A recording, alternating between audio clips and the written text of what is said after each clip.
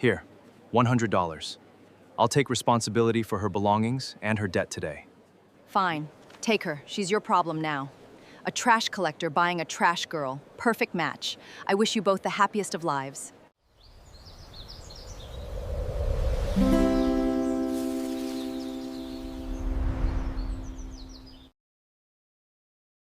The scent of damask rose and aged sandalwood hung in the air like a ghost refusing to leave. Adanma stood in the center of her father's workshop, her fingers tracing the worn edge of his blending table, the same table where he had taught her to distinguish between Bulgarian Rose Absolute and the more delicate Turkish variety when she was 7 years old. The wood had absorbed decades of essential oils, creating a patina that no amount of scrubbing could remove. It smelled like memory. Smelled like home. Now it smelled like defeat. Through the paper-thin walls of the historic Seoul workshop, she could hear her stepmother's voice, sharp and transactional, negotiating with the real estate broker. The words commercial zoning and entertainment license filtered through like poison seeping into clean water. Adanma. Get out here. Minhee's voice had always carried that particular tone of command, the one that suggested she was doing you a favor by acknowledging your existence. Adanma had grown accustomed to it over the 15 years since her father had remarried, but today it cut deeper. Today the voice was attached to her father's legacy. She stepped through the beaded curtain into the main room, where the afternoon sun streamed through the traditional lattice windows, casting geometric shadows across the wooden floor. Her stepsister Eunji lounged on the antique settee, scrolling through her phone, her Louis Vuitton bag resting on the very cushion where Adanma's father had once sat reading his botanical journals. Don't just stand there gaping, Minhee said, adjusting her designer sunglasses even though they were indoors. The papers are signed. The building has been sold. Adanma felt the blood drain from her face. Sold? You can't sell this property. It's been in my father's family for 4 generations. The deed. The deed was transferred to me upon your father's death, Minhee interrupted smoothly, pulling a document from her leather portfolio. You were too busy playing with your little flowers to attend the reading of the will.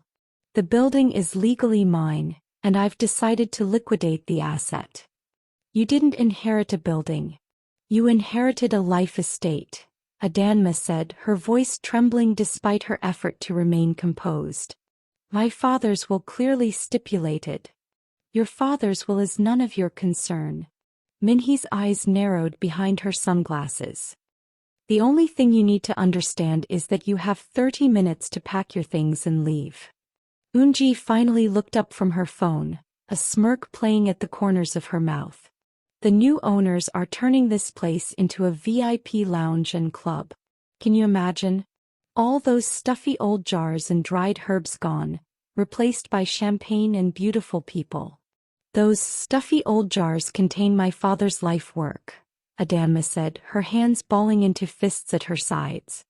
He spent 40 years developing those formulations. The aging process alone takes. Nobody cares about your father's little experiments, Minhee snapped. The world has moved on from that nonsense.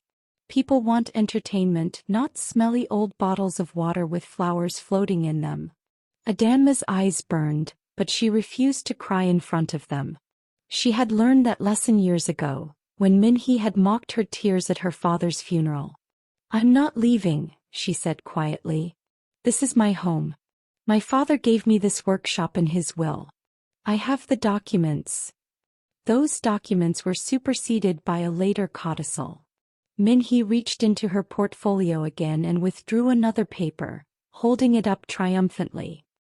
Your father signed this 3 weeks before he died, leaving everything to me. He was of sound mind according to the witnesses. You have no claim here. Adanma stared at the document. The signature was undeniably her father's, but something about it felt wrong. The pen pressure was too heavy, the slant too severe.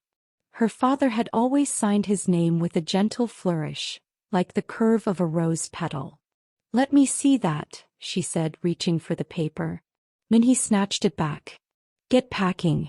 Eunji, help her gather her things. I want her out of here before the construction crew arrives.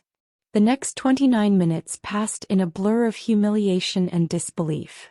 Adanma moved through the workshop like a sleepwalker, carefully selecting the most essential items from her father's collection: the rare agarwood chips from Vietnam, the ancient distillation equipment he had restored with his own hands, the leather-bound journals filled with decades of research.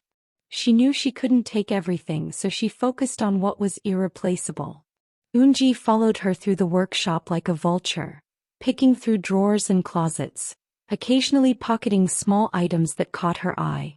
When Adanma objected, Eunji simply shrugged. Finders keepers. You're not going to be around to appreciate them anyway.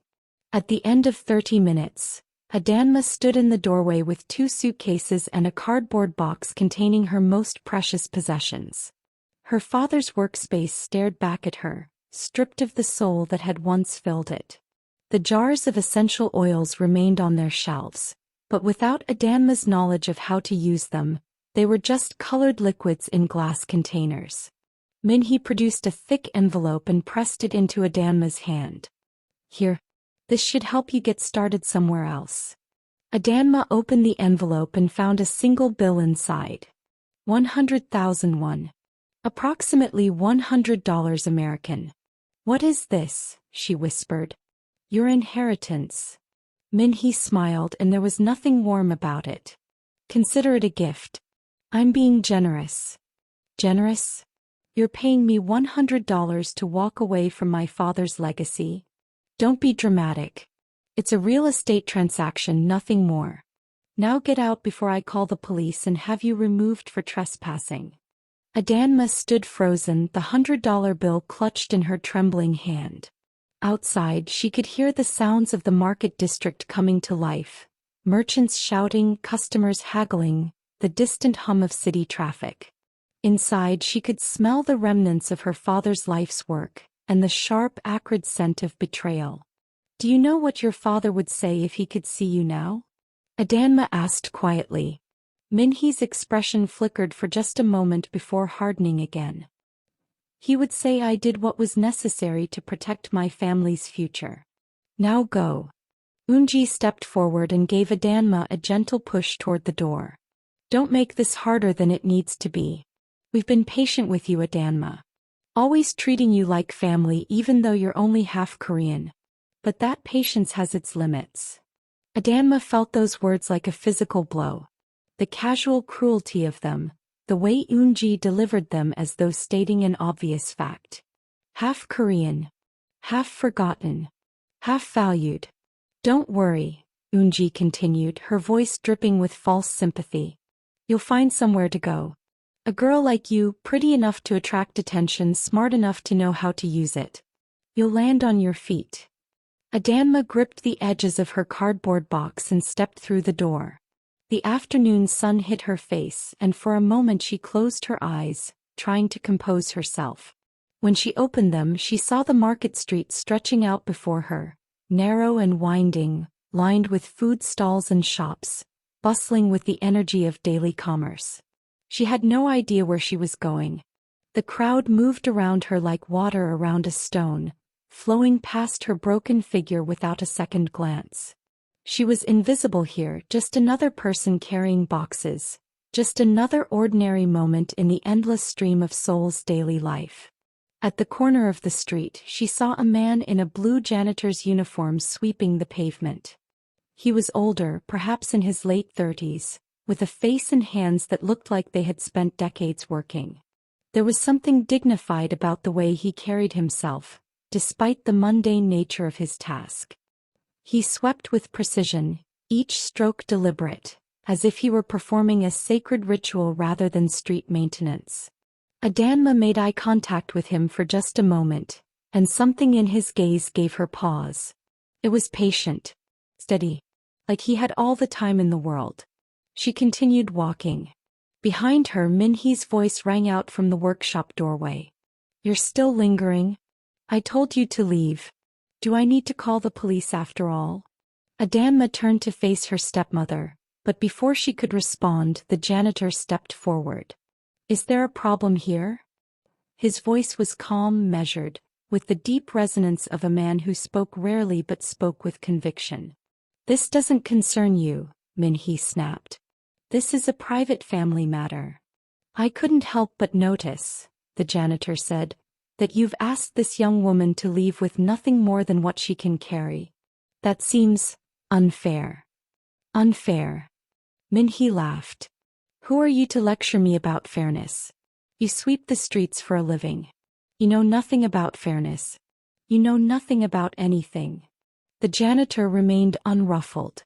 I know that throwing a young woman out of her home with $100 is not just unfair.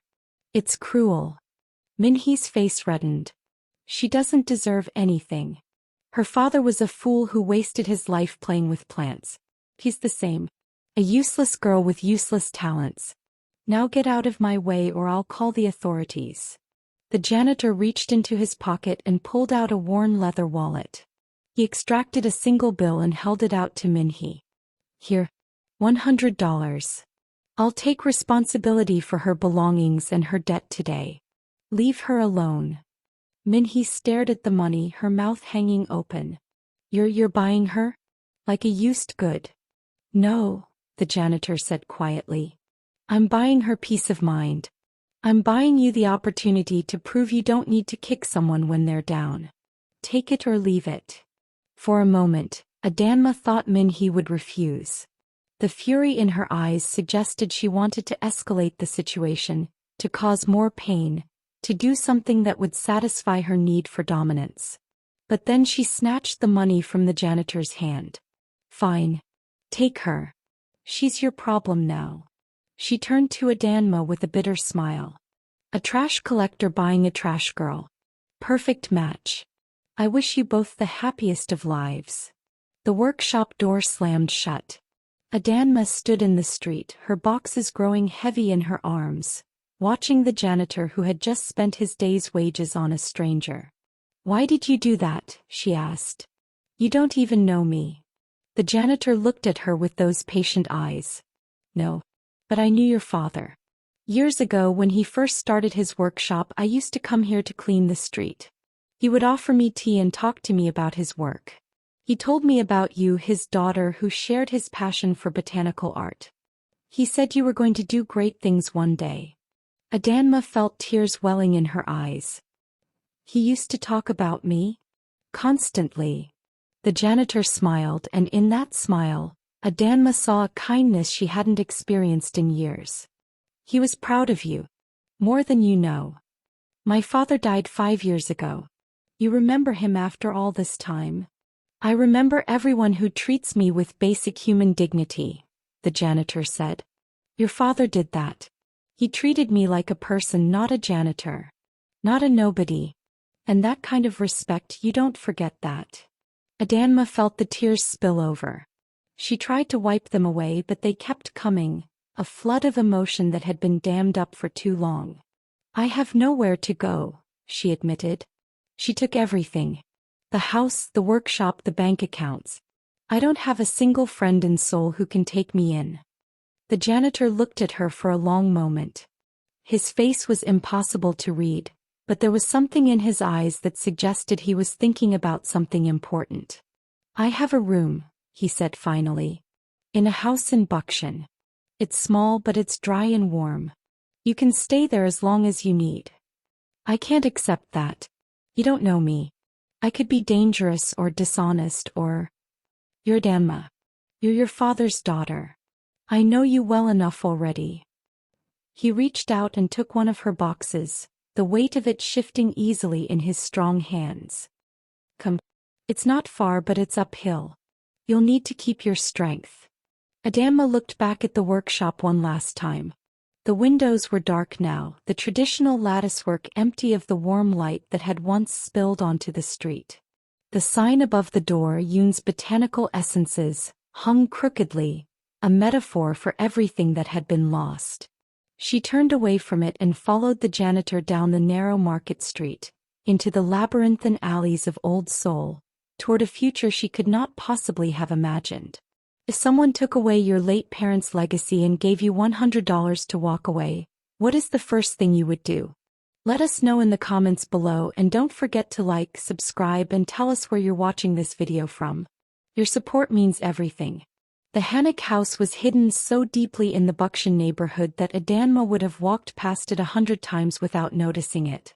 The entrance was a narrow gap between two larger buildings, barely wide enough for a person to pass through. Beyond that gap, however, the world opened up. The courtyard was a masterwork of traditional Korean garden design, carefully placed stones, a small pond with koi swimming lazily in the water, and ancient ginkgo trees whose leaves rustled in the afternoon breeze. The house itself was immaculate, its wooden beams polished to a warm glow, its paper doors pristine and white. The architecture was classical Joseon dynasty style, but everything about it suggested meticulous maintenance and genuine reverence for tradition. "This is your home?" Adanma asked, unable to keep the surprise from her voice. "One of them," the janitor said simply. "I've lived here all my life. It belonged to my grandfather and his father before that." He led her through the courtyard to a small annex at the back of the property. The room was modest but clean, with a traditional ondal heating system, a low table, and a sleeping mat neatly rolled in the corner. A small window looked out onto a patch of earth that had clearly been neglected. "You can sleep here. The bathroom is through that door," the janitor said, pointing. "There's a kitchen down the hall. I eat simple food, rice, vegetables, occasional fish. You're welcome to share what I have." Adanma set down her boxes and looked around the room. It was more than she had expected. More than she had hoped for. "I don't even know your name," she realized suddenly. "All this time and I don't know who you are." The janitor smiled. "Dae-hyun. Kwak Dae-hyun. But you can call me Mr. Kwak if you prefer. Everyone does." "Thank you, Mr. Kwak. I don't know how I'll ever repay you." "Don't think about repayment. Focus on getting yourself settled. The garden out there hasn't been tended in months. I've been too busy with work to give it proper attention. If you need something to do, I wouldn't mind the help." The days that followed were quiet. Dae-hyun left the house every morning at 5 a.m., long before the sun rose over the mountains surrounding Seoul. He would return in the late afternoon, his uniform smelling of the streets, his face bearing the exhaustion of hard physical labor. In the evenings they would share simple meals together, and those meals taught Adanma more about her mysterious benefactor than any conversation could. He was quiet but not shy, observant but not nosy. He asked about her father's work with genuine interest, and she found herself opening up about the botanical formulas, the aging processes, the delicate art of fragrance composition that she had learned at her father's knee. "My father believed that smell was the most powerful sense," Adanma told him one evening. "He used to say that you could make someone cry with a single scent. You could bring them back to a moment they thought they had forgotten. You could make them fall in love with a memory."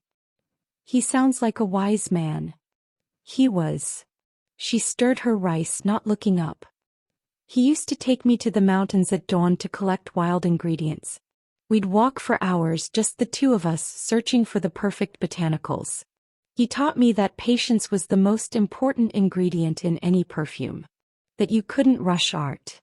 Dae-hyun nodded. "Patience. Yes. That's something I understand." As the weeks passed, Adanma began to tend to the neglected garden. The soil was good, she could feel that immediately, the dark richness of earth that had been tended for generations. She cleared away the weeds, aerated the compacted dirt, and discovered a small greenhouse at the back of the property containing her father's favorite herbs: rosemary, lavender, sage, and the more exotic botanicals he had cultivated from his travels.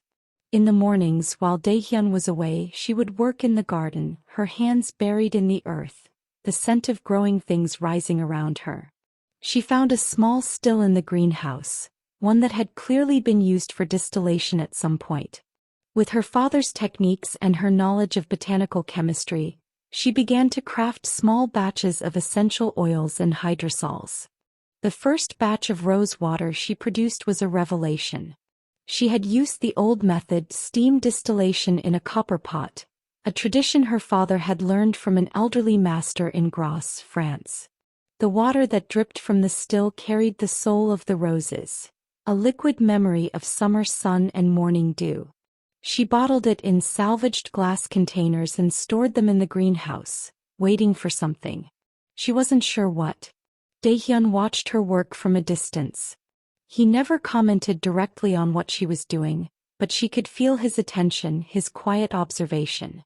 There was something in his gaze that she couldn't quite read, not desire, not judgment, but something more like expectation. As if he were waiting for her to prove something.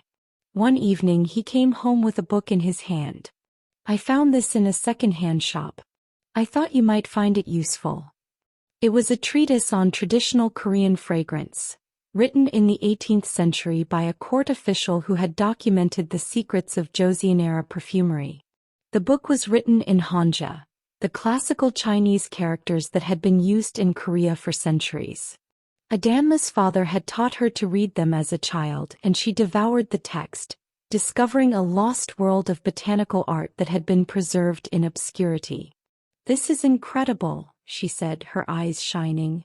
"There's a recipe here for a perfume called Dawn on the Mountain. It uses pine resin, wild ginseng, and a specific type of plum blossom that only grows in the northern valleys. I thought this knowledge was lost." "Some things are never truly lost," Dae-hyun said. "They just wait for the right person to find them." The days turned into weeks and the weeks turned into months.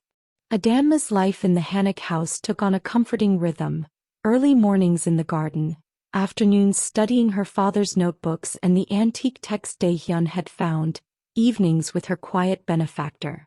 But she knew she couldn't live on his charity forever. She needed an income, something that would allow her to contribute to the household and eventually find her own way in the world. That was how she ended up working at the cafe in the Shilla department store, one of Seoul's most prestigious shopping destinations. The job was modest, serving coffee and pastries to wealthy customers, but it gave her a small income and allowed her to observe the world of luxury retail up close. She didn't tell Dae-hyun she had found work. It felt like a small rebellion, a secret she kept to herself. The job was beneath her, perhaps, given her education and talents, but she needed to prove that she could survive on her own. She needed to know that she wasn't entirely dependent on her benefactor's mysterious generosity. On a Tuesday afternoon, 3 months into her new life, Adanma was working the register when she noticed a commotion near the main entrance of the department store. A team of executives in perfectly tailored suits had appeared, along with a squad of security guards in dark uniforms. They moved with practiced efficiency, clearing a path through the crowds of shoppers. "VIP coming through," her manager whispered excitedly. "Someone important. Keep your head down and don't make eye contact." Adanma watched as the security team established a perimeter around the main entrance. The executives arranged themselves in a precise formation, their body language suggesting a mixture of respect and nervous tension. She had seen this kind of thing before on television: the arrival of a corporate titan, a government official, a celebrity of the highest order. And then the black Maybach pulled up. The car was immaculate, its paint gleaming with the particular shine that only comes from constant care. The door opened with the soft click of precision engineering and a man stepped out. Adanma felt her heart stop. He was wearing a double-breasted suit of midnight blue, the fabric so fine it seemed to absorb light rather than reflect it. His shoes were Italian leather, immaculate and polished. His silver hair was combed back with perfect precision. The executives around him bowed deeply, and he acknowledged them with a small nod that carried immense authority. It was Kwak Dae-hyun. He walked through the department store as if he owned it, because Adanma realized with a shock he probably did. Employees and customers alike parted before him, their faces a mixture of awe and fear. He spoke briefly with one of the executives, his words too low for Adanma to hear, then continued toward the elevators that led to the executive offices on the upper floors. Adanma stood frozen behind the counter, a coffee cup in her hand, her mind struggling to process what she had seen. The janitor who had swept her father's street. The quiet man who ate simple rice and vegetables in a traditional house. The benefactor who had spent $100 to save her from her stepmother. He was the chairman of Dewa Group, one of the oldest and most powerful chaebols in South Korea. The company owned half of Seoul's most valuable real estate, controlled dozens of subsidiary corporations, and had connections that reached into the highest levels of government. And he had spent his mornings sweeping streets in a janitor's uniform. Why? She whispered to no one. Why would someone like that live like that? She left work early that day claiming a sudden headache. The train ride back to Bukshan was a blur of confusion and hurt. She had thought she knew Dae-hyun. She had trusted him. And he had been hiding this from her the entire time. When she arrived at the Hanok house, he was already there, sitting in the courtyard with a cup of tea. The uniform was gone, replaced by a casual but expensive sweater and slacks. He looked up as she entered, and his expression was calm, expectant. "You saw," he said. "It wasn't a question. The department store. The Maybach. The executives." Adanma's voice shook. "You're the chairman of Dewa Group. You're one of the richest men in the country." "Yes. And you spend your days sweeping streets, pretending to be a janitor, living in a Hanok house with a garden that needs tending. The house is real. The garden is real. I spend 1 month every year working in low-level jobs across the city. It's a tradition I started when I took over the company." He set down his teacup. "I needed to understand what the company actually does at the ground level. How the people who work for me are treated. Whether the systems we've built are working or not." "And you've been doing this for 30 years? 33 now." His voice carried no trace of embarrassment or defensiveness. "Every year I choose a different role. Street cleaner. Delivery driver. Factory worker. Janitor. I learn more from those months than I do from any board meeting." Adanma sat down across from him, her legs suddenly weak. "Why didn't you tell me? All these months you let me believe you were just. I wanted to see what kind of person you were." Dae-hyun's eyes held hers, steady and unblinking. "When I saw you with your stepmother, I could have revealed myself. I could have used my position to fix everything for you. But I needed to know if you had your father's integrity or your stepmother's greed. You tested me. Yes. You let me believe I was a charity case. You let me work at a coffee shop when you could have given me anything I wanted.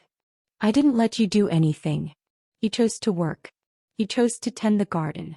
You chose to keep learning your father's art. Every decision you made, those were your decisions. I just created the space for you to make them." Adanma sat in silence, processing his words. The anger she had felt was fading, replaced by something more complicated. Admiration maybe. Understanding. "Why did you step in that day?" she asked finally. "At the workshop. Why did you care?" Dae-hyun looked down at his hands, those hands that had swept streets and signed billion-dollar deals with equal facility. "I knew your father, as I told you. We had an arrangement of sorts. He would sell me small batches of his essential oils for the company's fragrance division. They were the best products I've ever encountered, so pure, so perfectly crafted. I was planning to bring him into the company as a consultant." "You were going to hire him?" "Yes. But he died before we could formalize the arrangement. And then I heard rumors that his workshop was being closed, that his family was being displaced. I came to see for myself." He looked up at her, and in that moment he seemed genuinely moved. "And when I saw you standing there with your boxes trying not to cry, I knew I had to help. Not because I wanted something from you. Because he would have wanted me to help you." Adanma felt the tears coming again, but this time they weren't tears of grief. They were something else. Relief. Gratitude. The overwhelming sensation of being seen, truly seen for the first time since her father had died. "He never told me he was working with you," she said. "He kept so many secrets." We all keep secrets. Even the kindest of us. Dae-hyun reached across the table and took her hand. But I'm done keeping secrets from you, Adanma. I've seen what you can do. I've smelled the rose water you've been making. I know about the botanical blends you've been developing in the greenhouse. You have your father's gift, but you have something more, a determination that he never quite possessed. Thank you, she whispered. But what do I do now? I still have nothing. I still own nothing. Ah, but you do. Dae-hyun smiled. You own your skills. You own your knowledge. And I own a company that needs exactly the kind of creative talent you possess. He released her hand and stood up, walking to the edge of the courtyard. The evening light was fading, painting the sky in shades of amber and violet. I want to make you Chief Creative Director of the Dewa Group Fragrance Division. I want you to develop a new line that combines traditional Korean fragrances with African botanicals, a fusion that no one has ever attempted before.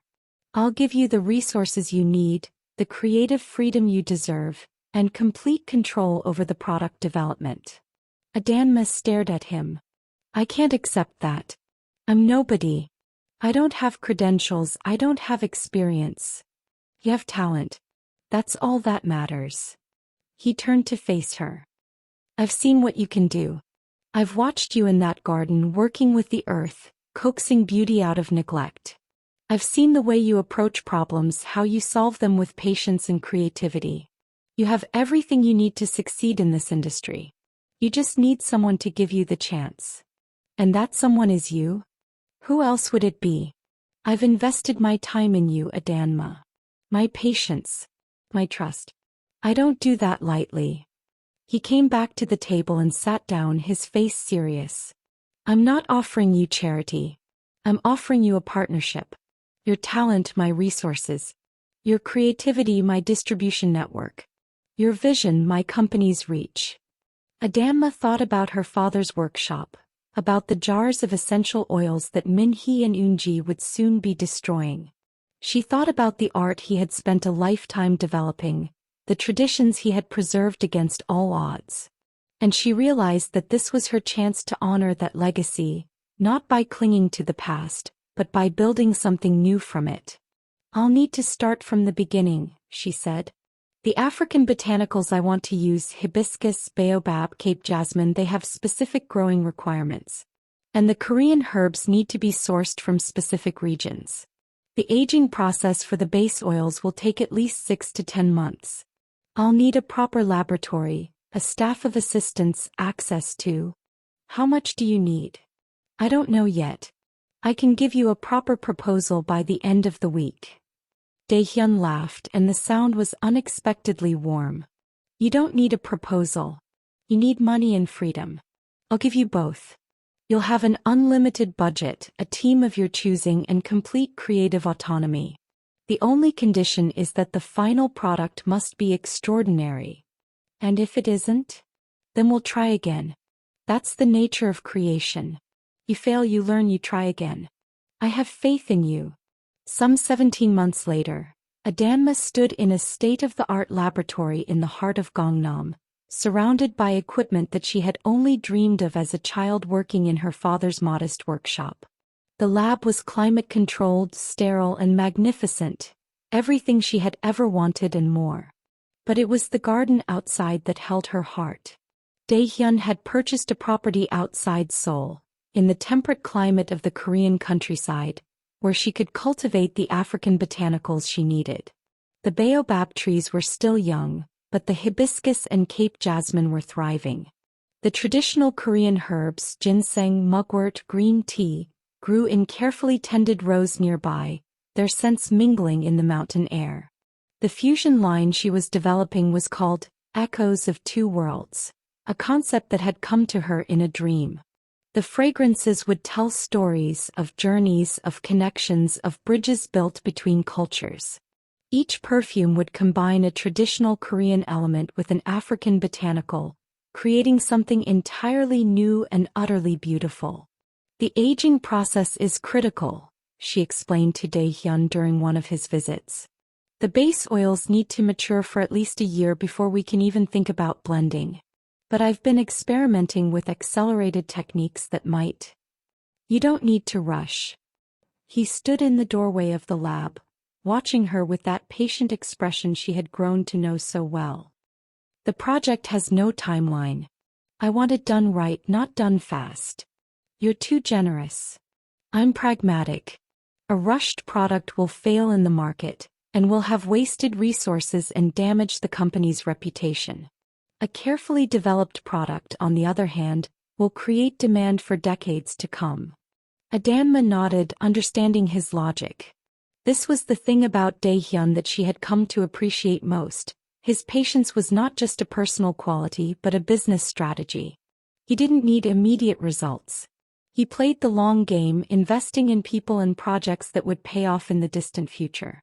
Have you heard anything from them? He asked. Your stepfamily? Adanma shook her head. Nothing. They probably think I'm still living in some homeless shelter working as a waitress. The irony is almost unbearable. Let them think what they want. They'll find out soon enough.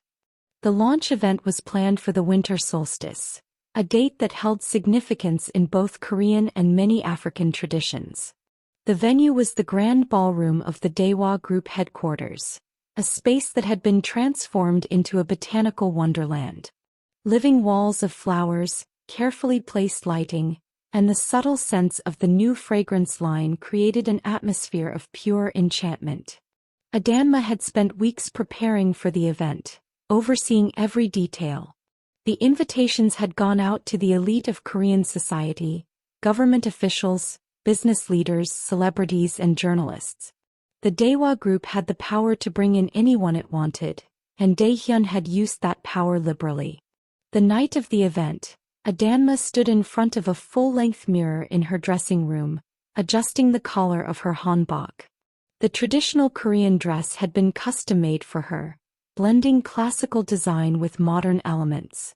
The fabric was a deep ivory, embroidered with subtle patterns of hibiscus and ginseng leaves. It was elegant and powerful, a statement that said everything she wanted to say without uttering a single word. Dae-hyun knocked at the door. They're all here. Ready to make history. Adanma took a deep breath and opened the door. He was dressed in a traditional Korean costume as well, his silver hair complementing the dark blue fabric of his robes. Together they made a striking pair. I'm ready, she said. But I'm terrified. Good. Terror keeps you sharp. He offered her his arm. Come on. Let's show them what you've created. The ballroom was alive with conversation and laughter as they entered.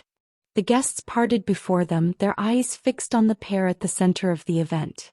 Whispered conversations buzzed through the crowd. Who was this woman in the exquisite hanbok?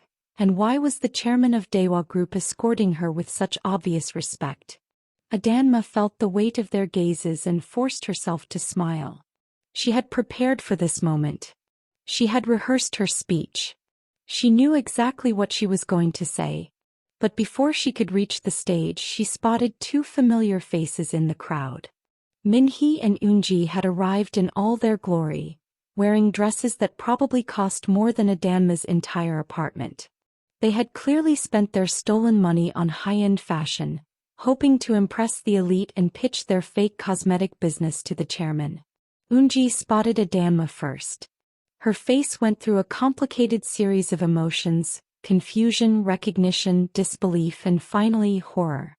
Mother, she hissed, tugging at Min-hee's sleeve. Look. Min-hee turned and her face drained of color. Impossible. How did she get in here? She's just. Ladies and gentlemen, the MC announced, his voice amplified through the sound system. The chairman of Dewa Group, Kwak Dae-hyun, and the chief creative director of the new fragrance division, Adanma. The applause was polite but curious. Most of the guests had no idea who Adanma was, but the presence of the chairman suggested she was someone important. Adanma climbed the steps to the stage, Dae-hyun's hand at her back. She stood at the microphone, looking out at the sea of faces, and for a moment she couldn't find her voice. Then she saw Min-hee and Eun-ji in the crowd, their expressions frozen in shock, and she felt a surge of something that wasn't quite anger. It was more like justice. The cold satisfaction of truth finally making itself known.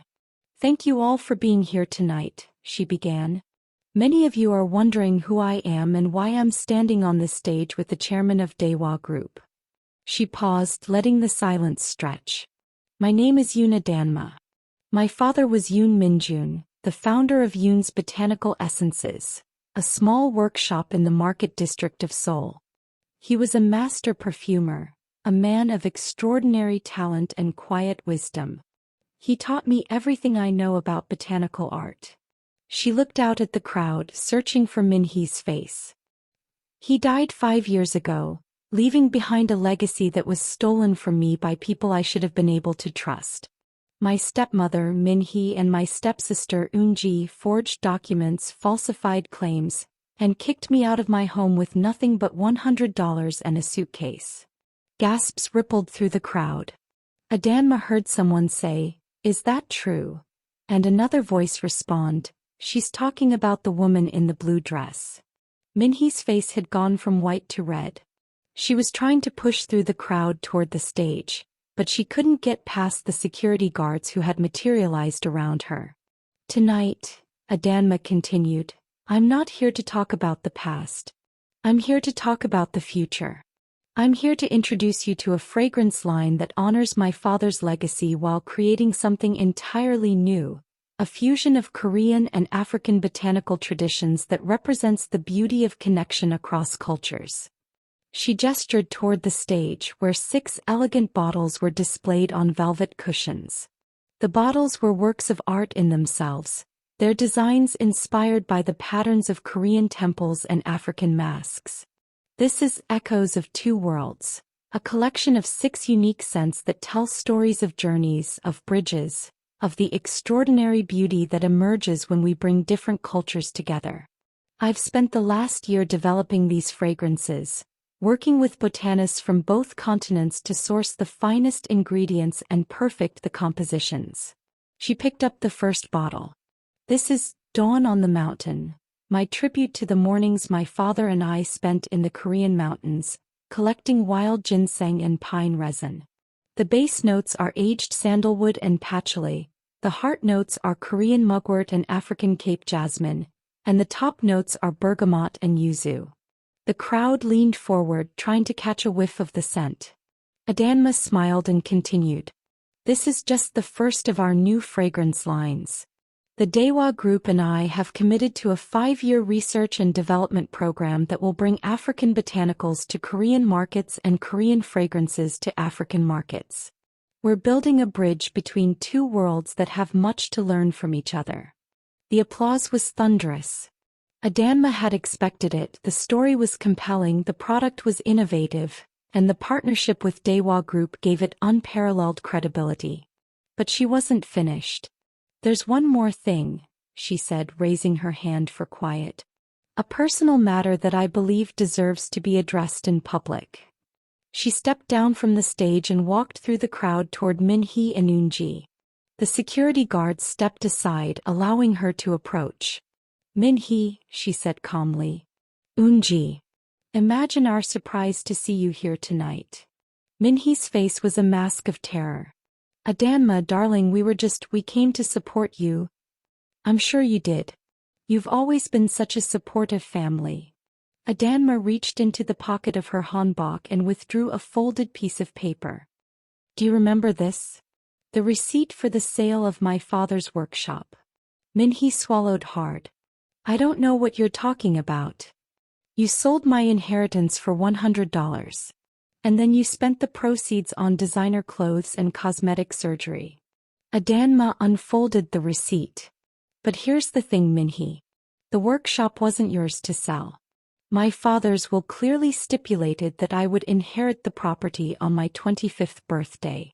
The codicil you presented, the one that was supposed to override the original will, was forged."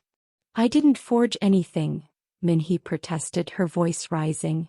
"Your father signed that document himself. He was of sound mind." My father's signature was forged, Min-hee. I had a handwriting expert examine it. The pressure of the pen was too heavy, the angles were too sharp. My father signed his name with a flourish, like the curve of a rose petal. This signature is jagged like the teeth of a saw. Min-hee took a step backward, bumping into Eun-ji. This is ridiculous. You have no proof. Actually, I do. Adanma turned to Dae-hyun, who had moved to stand beside her. Mr. Kwak.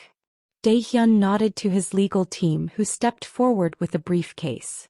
The lead attorney opened it and extracted a bound document. Min-hee-yoon, the attorney announced, his voice carrying through the suddenly silent ballroom. You are hereby served with a notice of criminal investigation for fraud, forgery, and embezzlement. Dewa Group has purchased the legal debt of Yoon's botanical essences, which was illegally transferred to you through fraudulent means.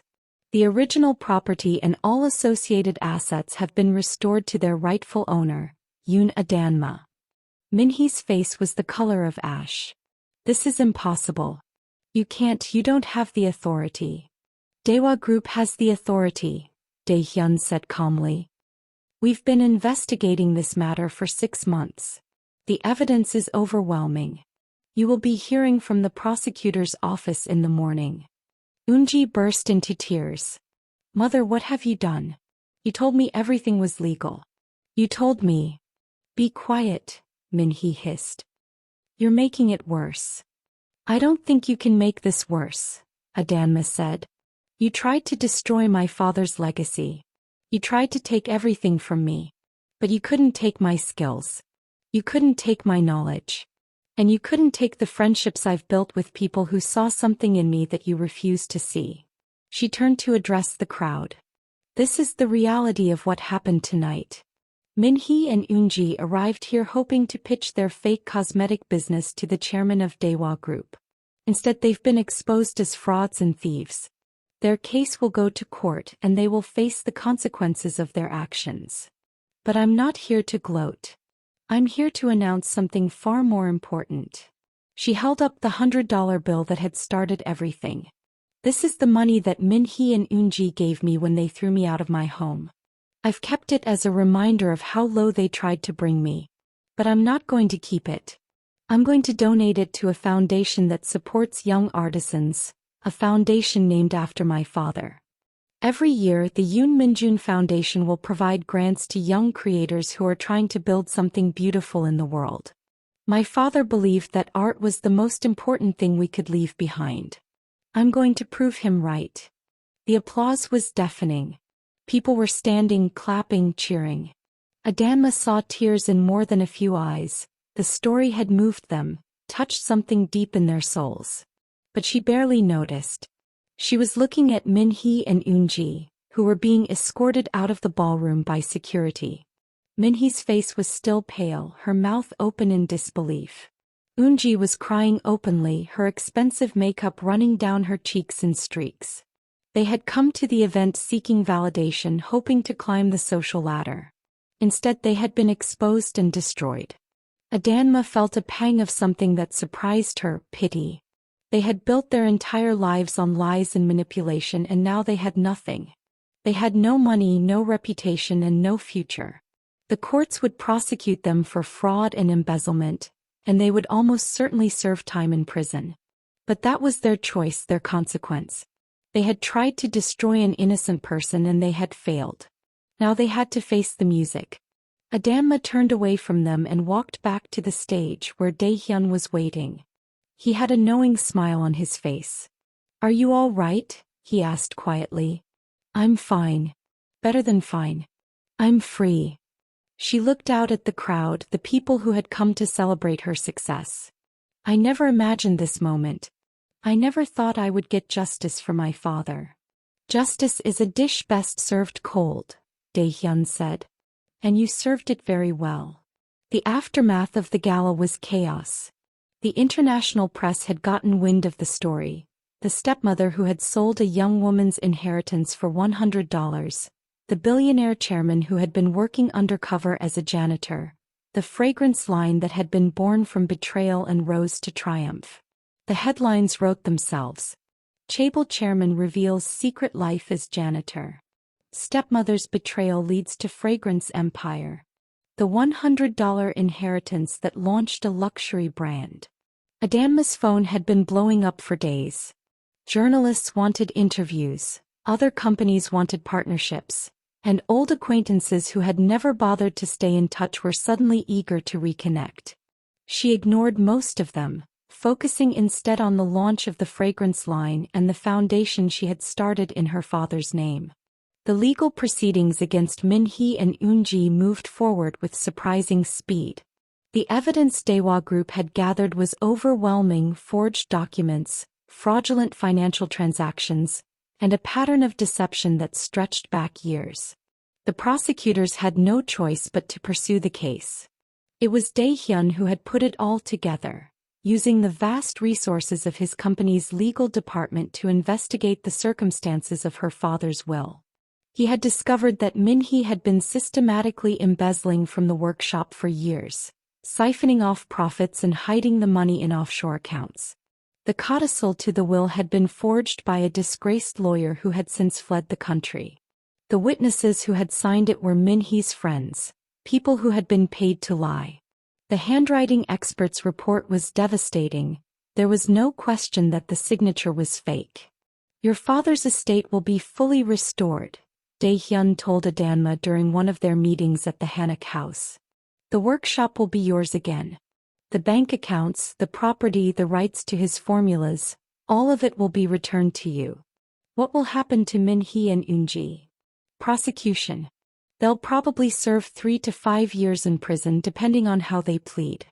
After that, they'll be barred from holding any position of financial trust.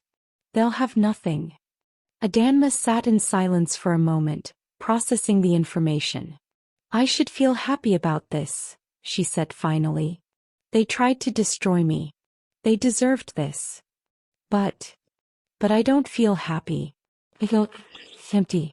Like I've been fighting for so long that I don't know what to do with myself now that the fight is over." Dae-hyun studied her face. "You've been through a lot. It's natural to feel disoriented when the battle ends. You've spent years being angry, being hurt, being betrayed. Now that all that is gone, you have to figure out who you are without it." "I'm the same person I always was," Adanma said. "A perfumer. An artist. A woman who loves beauty and hates cruelty." "Good. Hold on to that." Dae-hyun reached across the table and took her hand. "Because I've been thinking about something. About us." Adanma felt her heart skip a beat. "What about us? We've been through so much together. You trusted me when you had every reason not to. You showed me who you are, not just your talents but your character. Your integrity. Your strength." He looked at her with eyes that held a warmth she had never seen before. "I'm not a young man, Adanma. I've been alone for a long time. I've had relationships but nothing that felt real. Nothing that felt like this." "This?" she echoed. "What is this?" "This is you and me building something together. Not just a business but a life. A partnership." He squeezed her hand. "I'm not asking you to marry me tonight. But I want you to know that I'm asking you to be my partner. In everything." Adanma felt tears welling in her eyes. "Dae-hyun, I'm so much younger than you. A mixed race. Don't finish that sentence." His voice was firm but gentle. "You are Adanma. You are brilliant and kind and extraordinary. And I love you." The words hung in the air between them, unexpected and undeniable. "I don't know what to say," she whispered. No one has ever." "You don't have to say anything." He lifted her hand and pressed his lips to her knuckles. "Just know that I'm serious. I've been serious from the moment I stepped in to help you with your stepmother. I didn't know it then, but I was falling in love with you even as I was trying to protect you." The day of Min-hee and Eun-ji's sentencing was cold and gray, the kind of winter day that seemed to drain the color from the world. Adanma attended the hearing with Dae-hyun, her hand clasped in his as they sat in the courtroom. Min-hee was led in by 2 guards, her face haggard and pale. The designer dresses and expensive jewelry were gone, replaced by a simple prison uniform. Eunji followed behind her, looking even worse. Her usually impeccable makeup was absent, and her eyes were puffy from crying. The judge read the verdict in a monotone voice: guilt on all counts. The sentence was 4 years for Min-hee, 3 years for Eunji, plus substantial restitution orders. When you get out, the judge said to Min-hee, you will have nothing. No money, no property, no reputation. You destroyed a young woman's inheritance and you tried to destroy her future. The court will not be lenient. Min-hee's face crumbled. Your Honor, please, I have a daughter, I have responsibilities. You should have thought of that before you committed fraud and embezzlement. The judge banged his gavel. Court is adjourned. As Min-hee was led away, she caught sight of Adanma in the gallery. For a moment their eyes met. Adanma expected to see hatred, bitterness, anger. Instead she saw something closer to defeat. The spirit that had driven Min-hee to destroy and steal had finally been broken. Eunji didn't even look at her. She shuffled past with her head down, her shoulders shaking with silent sobs.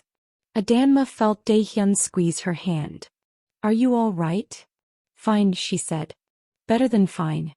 The chapter is closed. The next day, Adanma went to the workshop for the first time in 6 months.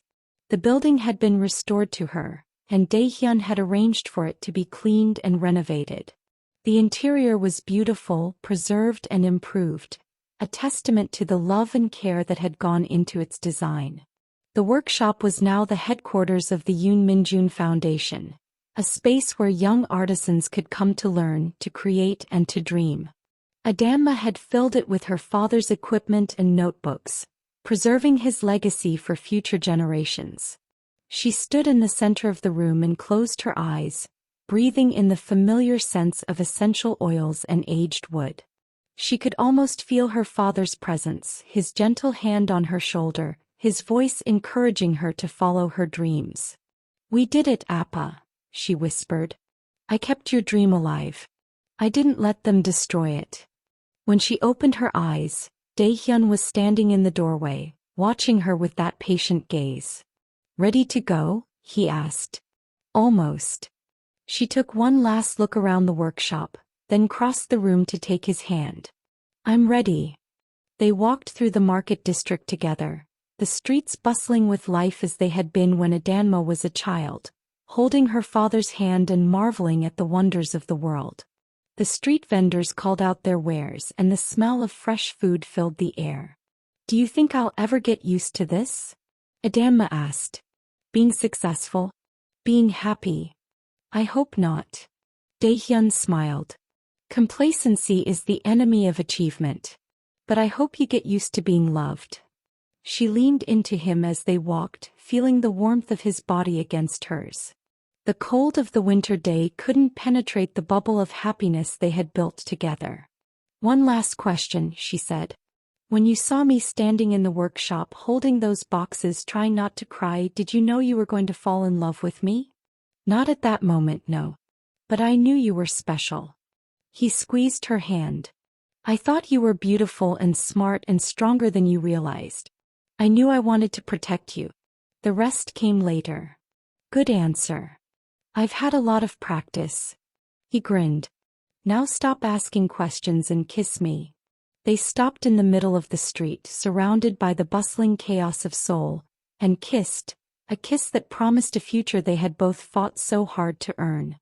1 year later, the Yoon Min-jun Foundation held its first annual gala. The event was a celebration of art, culture, and entrepreneurship, with young artisans from across the country gathering to showcase their work. Adanma stood at the center of the ballroom, radiant in a handmade hanbok that blended traditional Korean design with African patterns. Dae-hyun stood beside her, his hand on her back, his eyes full of pride. They had announced their engagement the previous month, and the news had been met with widespread approval. The chaebol chairman and the perfume artist, a love story for the ages. Min-hee and Eunji were still in prison. Adanma had received letters from them, letters full of apologies and pleas for forgiveness. She had read them then thrown them away. Forgiveness would take time if it ever came at all. But for now she was focused on the future. The fragrance line had been a runaway success, generating millions in revenue and establishing the Dewa Group as a leader in the luxury fragrance market. The foundation was funding dozens of young artists, giving them the opportunities she had fought so hard to achieve. As the gala wound to a close, Adanma stepped onto the stage for the final toast. "We've come a long way in 1 year," she said. "From betrayal to triumph, from loss to love. I wouldn't trade any of it, not the pain, not the struggle, not the moments of doubt. Each one made me who I am." She raised her glass.